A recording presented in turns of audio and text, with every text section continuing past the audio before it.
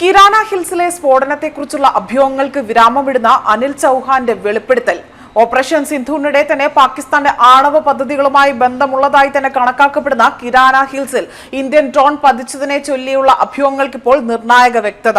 Kirana ഹിൽസിനെ India മനഃപൂർവ്വം ലക്ഷ്യമിട്ടതല്ല എന്ന് മുൻ chief of defence staff Anil Chauhan ഇപ്പോൾ വ്യക്തമാക്കിയിരിക്കുകയാണ്. അതുമാത്രമല്ല, പാകിസ്ഥാന്റെ സൈനിക സംവിധാനങ്ങൾ ലക്ഷ്യമിട്ടുകൊണ്ട് നടത്തിയ ഓപ്പറേഷനിടെ ഉപയോഗിച്ച ആയുധ സംവിധാനങ്ങളിൽ ഒന്നാണ് കിരാന കുന്നിന് മുകളിൽ അവിടെ പൊട്ടിത്തെറിച്ചത് എന്നതാണ് അദ്ദേഹത്തിന്റെ വിശദീകരണത്തിൽ പറഞ്ഞിരിക്കുന്നത്. അതുമാത്രമല്ല, സർഗോദ മേഖലയിലെ പാകിസ്ഥാന്റെ റഡാർ സംവിധാനങ്ങൾ അത് കണ്ടെത്തുന്നതിനായി തന്നെ ഇന്ത്യ ഡ്രോൺ സംവിധാനങ്ങൾ ഉപയോഗിച്ചിരുന്നു. ദീർഘനേരം തന്നെ ആകാശത്ത് സഞ്ചരിച്ചുകൊണ്ട് ലക്ഷ്യസ്ഥാനത്തേക്ക് കണ്ടെത്താൻ ശ്രമിക്കുന്ന ഇത്തരം സംവിധാനങ്ങൾക്ക് നിർദ്ദിഷ്ട ലക്ഷ്യം കണ്ടെത്താനാകാതെ വന്നാൽ താഴേക്ക് പതിക്കുന്ന സാഹചര്യം ഉണ്ടായേക്കാം. ഇത്തരത്തിൽ ഉപയോഗിച്ച സംവിധാനമായാണ് കിരാന ഹിൽസിൽ പതിച്ചത് എന്നതാണ് ഇപ്പോൾ അദ്ദേഹത്തിന്റെ വിശദീകരണം.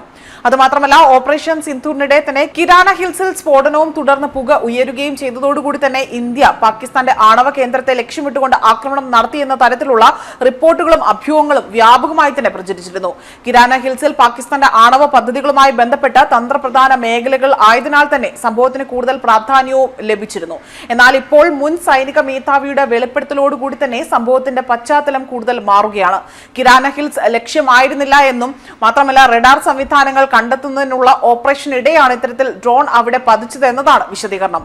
അതേസമയം ഓപ്പറേഷൻ സിന്ധുവിന്റെ ലക്ഷ്യങ്ങളെക്കുറിച്ചും അനിൽ ചൌഹാൻ നിർണായകമായ വെളിപ്പെടുത്തൽ നടത്തിയിരിക്കുകയാണ്.